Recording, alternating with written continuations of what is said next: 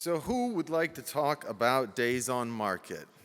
What a fun topic that just never goes away. We've had work groups on DOM, we've had t-shirts on DOM, we've had formulas on DOM. It's something that obviously comes from an MLS perspective in a lot of cases, but as you know from reading the news one day, any day of the week, there's all kinds of other fun around how we calculate this kind of a metric. So we're going to have Bryan Burgers come up from Zenlist and talk a little bit about what DOM might look like in the future. Bryan. Days go by and still I think of you. All right, hello, I'm Bryan Burgers. I'm a software engineer at Zenlist, which makes me a big nerd. I also do my best to contribute to the RESO transport working group, so also big nerd. And I'm going to talk today about days on market from a transport technical perspective, but hopefully in a not big nerd sort of way. But before I begin, I need to address something. Sometimes when I talk about days on market, especially in the RESO standards context, I can see the defenses come up, right? I can see the pitchforks come out. I say that with a wink and a smile. It's a joke, but there's a bit of truth in it, right? There's this risk that anytime we try to standardize days on market any more than we already have, we risk moving the responsibility for days on market from the MLS and into the standards group, right? So I just want to start out by saying, if you only remember one thing from today's talk, I hope you remember more, but if you only remember one thing, it's that that's not what I'm trying to do. I'm not trying to standardize policy. I'm not trying to take responsibility away from the MLS. So with that out of the way, let's talk about days on market. I got a simple question to start. How old are you? Most people know the answer to this question. My 4-year-old niece knows the answer to this question. Actually, I need a volunteer. I need somebody willing to answer this question honestly. Just raise your hand, anybody. Thank you. What's your name? This is Catherine. Thank you for volunteering, Catherine. And Catherine, how old are you? 54. All right, I got a couple yes or no questions for you. So if I see you maybe on the terrace for lunch later today, I could say, thank you for volunteering. Your name was Catherine, right? You would say, yes. Fantastic. And if I said, and you're 54, right? You would say, yes. All right, that was expected.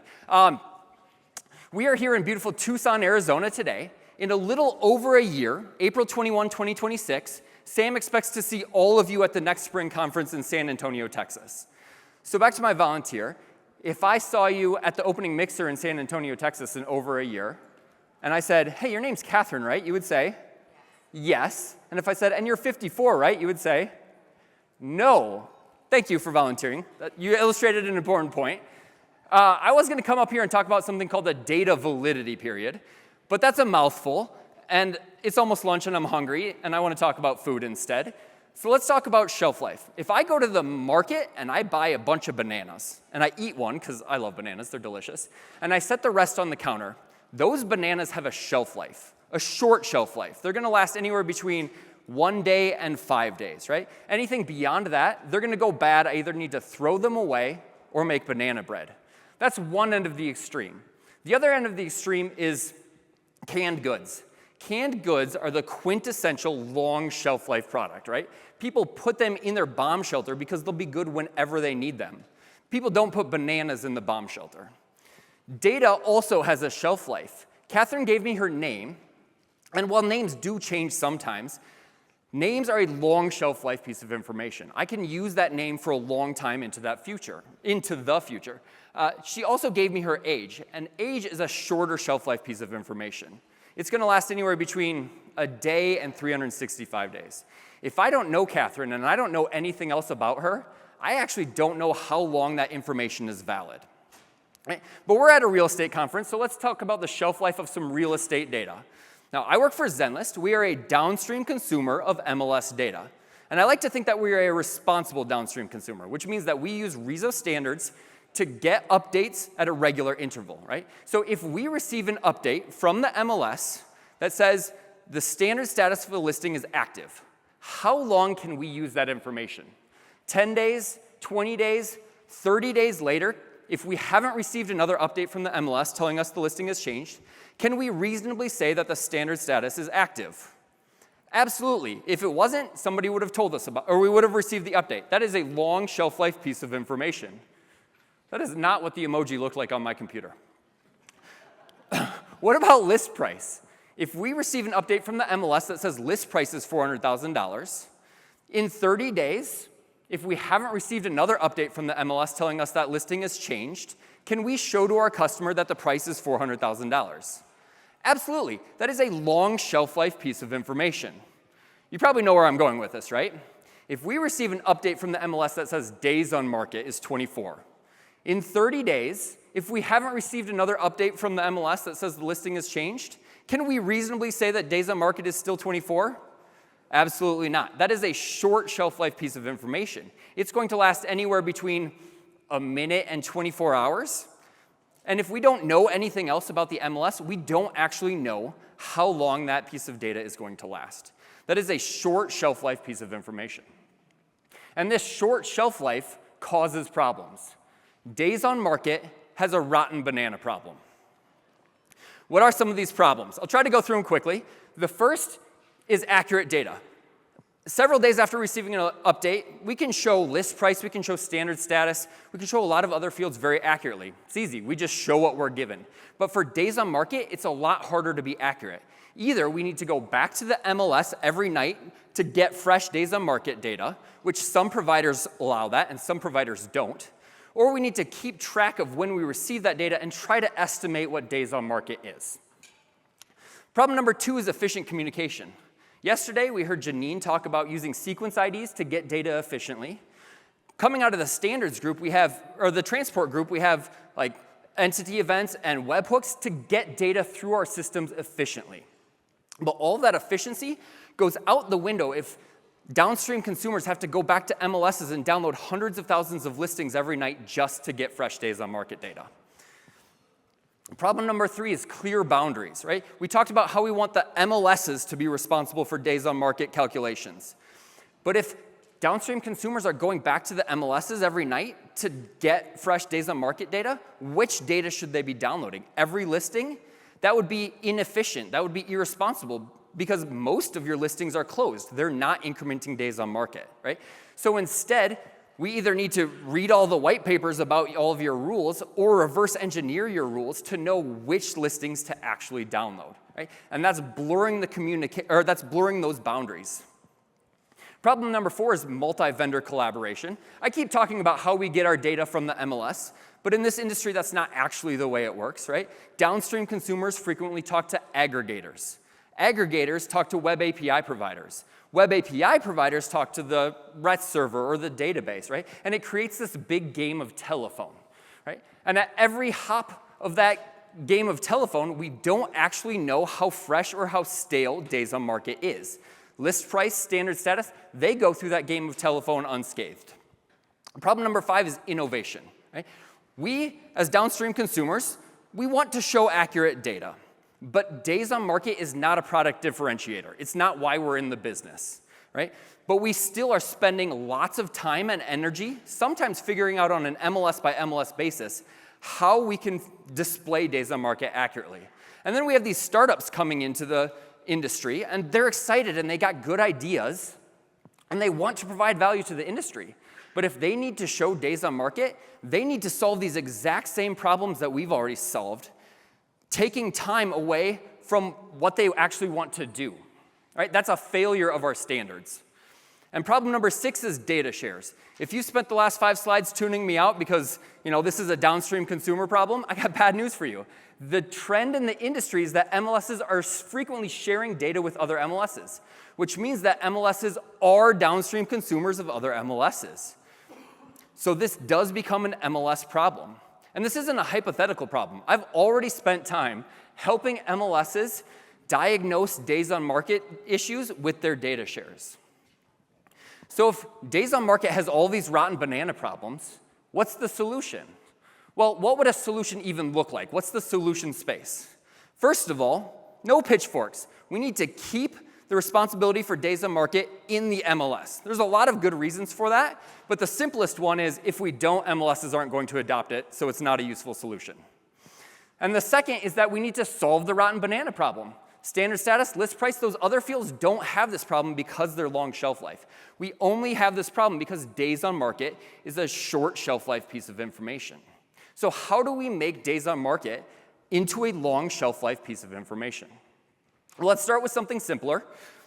Back to birth date. These two statements are equivalent. I'm 39 right now. I was born on April 21, 1985. One of them is short shelf life. The other is nearly infinite shelf life. I will always have been born on April 21, 1985. And this long shelf life representation of this same information has consequences.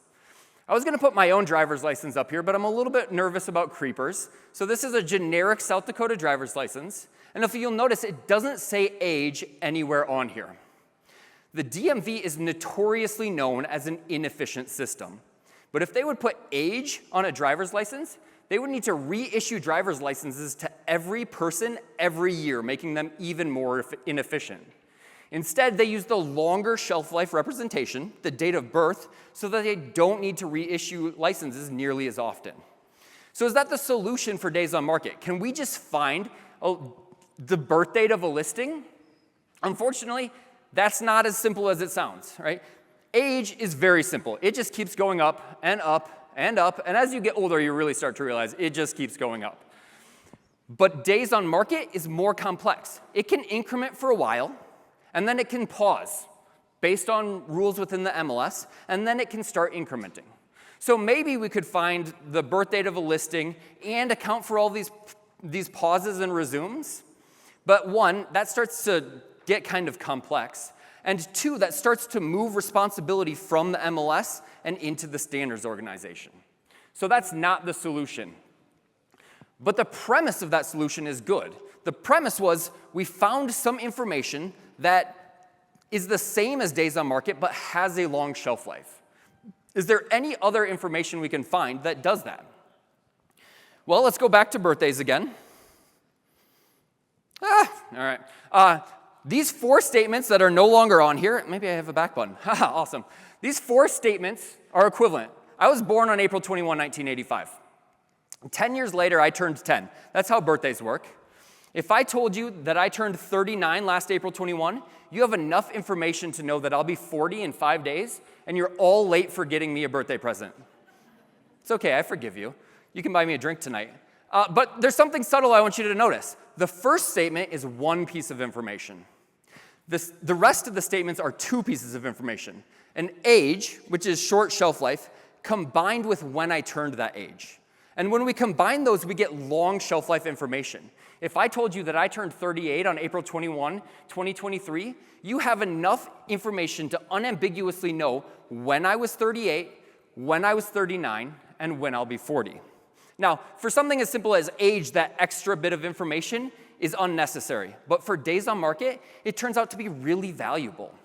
If I receive an update from an MLS right now that says days on market is 24 as of midnight this morning, I know for certain that days on market will be 24 for the rest of the day until midnight.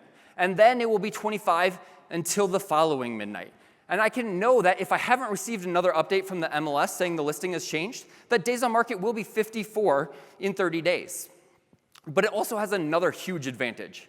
Everything that happens before that update is still in the land of the MLS. The MLS is still defining all of our days on market rules, whether it's tracking birthday and accounting for all the pauses and resumes or some other complex calculation, right? That's still within the MLS. They're still doing the calculation. Downstream, we're just incrementing the days based on the passage of time. So this works really well, but is two pieces of information enough? It's actually not. We need a third piece of information because days on market is more complex than age, right? So we need to know whether days on market is incrementing or is paused. And maybe we could look at the standard status. Closed is incrementing, active is paused, pending is. We kind of get into the situation where we still need to know the MLS's rules, and we blur that boundary. So instead of doing that, how about we just, in the update, have the MLS tell us whether the listing is incrementing or not? So we end up with three pieces of information. Previously, we had one piece of information, days on market. Now we have three, days on market as of a certain timestamp, and whether it's incrementing or not. One piece of information was nice and easy and simple. 3 pieces of information is more complex. But with that complexity, we solve all of those problems. We solve the accuracy problem. After receiving an update, we know unambiguously what days on market is until we receive the next update. We solve the efficiency problem. We don't need to go back to the MLS every night to get fresh data because we know what it is. We solve the game of telephone problem because at every hop, that data gives us enough information to know days on market. And it's not just me that thinks this. Right? I looked around the industry. Cotality has 3 fields that are basically identical to this, exposed from their API. And I talked to some other vendors, and they have very similar fields to this that they use in their API that they use to calculate DOM quickly when DOM is asked for. Right? So if we have a solution that solves the rotten banana problem, that keeps the responsibility for days on market in the MLS, and that is already used in the industry, what should we do? Well, let's write a specification. And this is it. This is the entire specification. Instead of using 1 piece of information, let's use 3. Now, a specification has a lot more words, right? It describes the problem. It describes the solution space. What do we do with cumulative days on market? Unfortunately, it doesn't say rotten bananas anywhere in it. But this is the days on market increment specification that is making its way through the transport working group right now. And in my opinion, I hope it becomes a standard. And in my opinion, I hope MLSs and providers adopt it. But it's not about me. It's about you. Why are you here? Why are you listening to me? It's really about information. I want you to know what's going on. I want you to know about the specification. If this comes up in a transport meeting, hey, fellow nerds. If this comes up in a data dictionary meeting, hopefully soon. If this comes up in a meeting with your vendor or a conversation at a conference, I want you to have the context. The context that, 1, we're not trying to standardize business policy. We're not trying to take away the responsibility for days on market from the MLS. The context that, 2, this is a real problem that has real consequences in our industry, and it deserves to be solved. And the context that, 3, the solution is not actually that complicated. You already understand it. Now, this was a whirlwind, and there's a lot more detail. If you want to know more about this or how it would affect you, I'll be around. I have a bright pink pin right above my lanyard. I'm going to come back up to the stage at the beginning of lunch. Otherwise, I want to say a big thank you to all of you for giving your time and attention to a big nerd. Thank you.